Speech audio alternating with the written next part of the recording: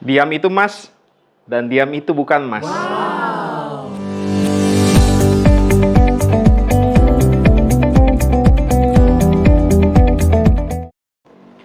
Bila saya bisa flashback ke belakang bercerita tentang mendiang bapak saya.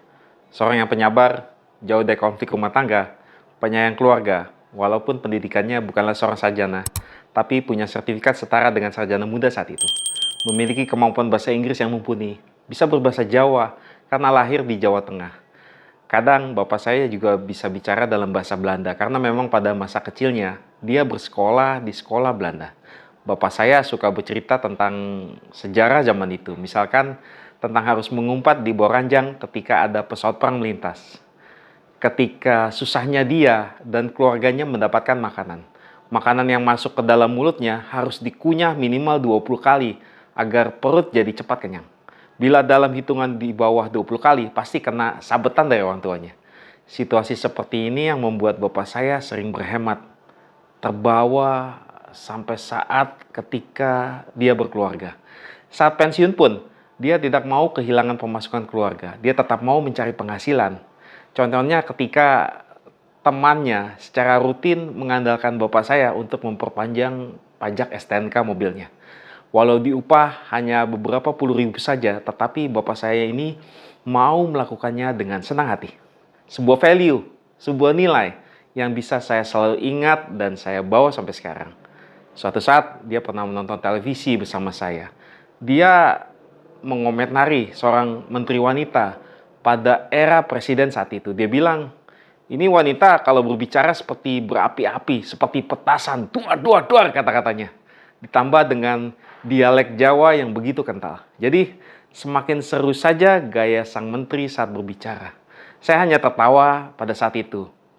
Dalam keseruan dan senyum menyaksikan televisi, bapak saya tiba-tiba bercerita kepada saya tentang pepatah mengatakan, silence is golden.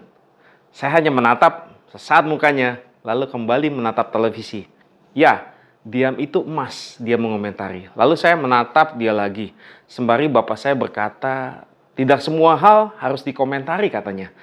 Terkadang diam adalah emas. Saya hanya tertegun diam. Apa sih pepatah itu? Nah, pertama kali saya mendengar pepatah tersebut. Ternyata setelah berjalannya kehidupan, umur saya bertambah.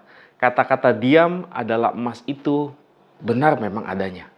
Kata-kata tersebut memang bukan bapak saya yang buat, tetapi kata-kata tersebut bermula diperkenalkan kepada saya. Mengenai pepatah ini memang belum jelas asal-usulnya, tetapi ada yang bilang sudah ada sejak zaman Mesir kuno. Ada contoh pertama dalam versi bahasa Inggris berasal dari seorang penyair, penulis esai, sejarawan, sekaligus seorang guru. Dia bernama Thomas Carlyle yang menerjemahkan frasa dari bahasa Jerman dalam judul Sartus di tahun 1831, di mana Thomas menjelaskan panjang lebar tentang manfaat keheningan. Untuk selanjutnya, banyak tokoh-tokoh terkenal lainnya menggunakan pepatah ini. Diam itu emas. Pasti teman-teman sudah mendengar kata-kata ini. Dan masing-masing mempunyai makna dan pengalaman yang berbeda-beda. Apalagi akhir-akhir ini banyak terjadi situasi yang simpang siur alias tidak jelas. Ungkapan diam itu emas merupakan pilihan yang bijak. Tetap bungkam daripada mengatakan sesuatu yang tidak pantas dan dapat memperburuk situasi. Perkataan itu seperti senjata yang begitu mematikan. Sekali keluar dari mulut, kita tak bisa tarik kembali. Bukannya menghasilkan kesimpulan yang mempunyai makna, malahan menciptakan kekacauan. Apalagi informasi yang kita tidak tahu kebenarannya alias hoax. Begitu juga kita tergoda untuk menyebarkan rumor dan gosip. Memang terkadang kita masuk dalam situasi di mana kita tidak mampu mengendalikan diri dan pada akhirnya mengatakan yang sebenarnya kita tidak inginkan. Memang manusia itu mempunyai sifat sosial dan bertemu dengan berbagai macam orang dalam kehidupan. Setiap orang untuk dengan caranya masing-masing. Ada yang bawaannya santai, ada yang fleksibel, ada pula yang seriusan. Lalu ada orang yang tipikal suka sekali melakukan provokasi kepada kita tanpa alasan. Keadaan seperti ini seperti sebuah kesenangan buat mereka. Orang seperti ini tidak senang melihat orang bahagia, karena pada dasarnya mereka tidak punya kedamaian dan kebahagiaan dalam hidupnya. Abaikan dan menjauhlah dari orang-orang seperti ini. Tidak bisa kita pungkiri, ada orang yang menjadi marah karena diperlakukan seperti itu. Marah sih boleh menurut saya, tetapi tetaplah silence. Karena marah rasanya ingin meledak-ledak mengungkapkan semua hal. Lalu selain itu, diam itu emas bermanfaat ketika sedang terbebani dengan stres dan emosi. Pada situasi ini, kita perlu melakukan introspeksi dan tetap diam untuk memahami kondisi pikiran kita dan mencari solusi. Soalnya ketika kita sedang marah, semua jadi tak terkendali. Semua kata-kata kita, daripada nanti akhirnya jadi berantakan, apalagi nantinya berpotensi menyakiti perasaan orang lain, maka manfaat berbicara dalam situasi ini kurang bermanfaat. Bila stres dan emosi sudah mereda, kita bisa mulai berbicara dengan orang yang kita rasa tepat untuk dijadikan teman berbicara. Selanjutnya, diam itu emas bagus ketika kita sedang mendengarkan orang lain. Mendengar adalah salah satu bagian terpenting dalam proses berkomunikasi. Ketika mendengar orang berbicara, apalagi berbicara sesuatu yang penting, diam adalah cara terbaik agar kita bisa memahami maksud orang yang berbicara.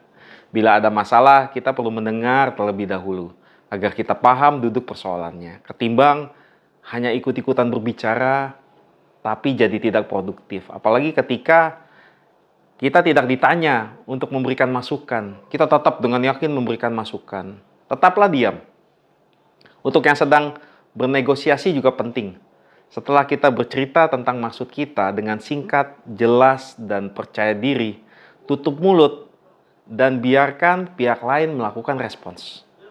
Waktu kita membuat rencana pun, atau juga pada saat kita mencapai tujuan yang kita ingin raih. Karena banyak orang yang mengumbar tujuannya di media sosial agar mendapat apresiasi orang. Tetaplah silent ketika menjaga rahasia. Baiknya untuk menerapkan pepatah ini. Nah, saya yakin teman-teman pasti punya pengalaman lain di mana situasi diam itu emas, cocok dilakukan. Silakan komen di bawah ya. Kita bisa saling sharing dan berdiskusi. Lalu sekarang kebalikannya, saat diam itu bukanlah emas lagi, antara lain. Yang pertama adalah situasi saat terjadi sesuatu yang salah, adanya ketidakadilan, intimidasi, dan kemunduran. Ibarat kata, bicaralah ketika kata-kata yang kita keluarkan membawa dampak perubahan. Berbicaralah secara jujur dengan rasa yakin dan percaya diri. Ketika dilakukan, orang yang punya perlakuan yang sama karena orang tersebut tidak bisa berbicara atau takut berbicara, maka kita bisa mewakili mereka untuk berbicara. Maka tidak berbicara adalah sesuatu yang salah di sini karena akan membawa dampak sesuatu yang salah terus-menerus terjadi dan membawa dampak bagi kehidupan kita. Situasi yang kedua, diam itu sebagai tanda setuju. Padahal dalam hati kita tidak setuju. Momen diberikan kesempatan berbicara adalah waktu yang tepat untuk kita memberikan sudut pandang kita. Berbicaralah pada kesempatan ini. Jangan terdiam. Berbicara waktu di belakang atau momen ketika sudah kurang cocok untuk berbicara. Contohnya ketika di dalam ruangan meeting, pemimpin meeting berusaha untuk menggali ide untuk kegiatan promosi penjualan bulan depan. Kita punya ide bagus, rekan kerja kita juga punya ide. Karena kita tidak berbicara, kita menerima ide rekan kerja kita. Walau ide tersebut tidak bagus-bagus amat menurut pandangan kita. Lalu setelah meeting, kita berbicara dengan beberapa peserta meeting. Saya yakin tidak banyak orang yang akan setuju dengan ide kita. Lebih baik sih disampaikan karena ide yang seharusnya kita sampaikan saat meeting bisa dengan bagus bila lebih banyak tanggapan dari peserta meeting lainnya. Situasi yang ketiga, ketika diam itu bukan emas, yaitu ketika kata-kata bisa mengungkapkan perasaan. Pertanyaan sekarang yang sederhana, ketika kita ingin mengungkapkan bahwa kita mencintai seseorang, apakah hanya diam? Saya yakin bila kita takut berbicara pun kita bisa menggunakan pesan tertulis.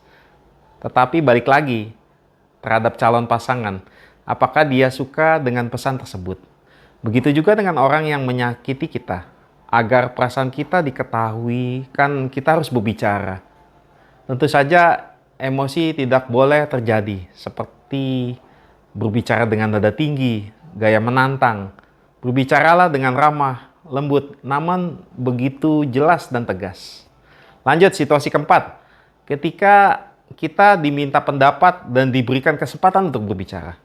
Situasi ini berarti waktunya membuang jauh. Pepatah diam itu emas. Karena memang orang butuh masukan, butuh feedback. Dan inilah kesempatan untuk menyampaikan apa pendapat kita. Berbicara secara jujur dengan rasa empati. Kesempatan seperti ini janganlah terlewatkan. Bicara atau menyesal tidak dapat kesempatan bicara lagi. Kemudian situasi yang kelima yaitu ketika kita memiliki sesuatu yang berharga untuk disumbangkan. Seperti contohnya sebuah usulan membuat tim di dalam organisasi menjadi kompak. Usulan tentang bagaimana strategi penghematan di dalam perusahaan dan lain sebagainya. Kesempatan berbicara ini akan membuat kita menjadi semakin berkembang. Saya yakin pepatah ini bisa jadi sesuatu yang melebihi emas dalam diri teman-teman jika digunakan pada situasi dan kondisi tertentu. Terima kasih sudah menyaksikan video ini, semoga bermanfaat.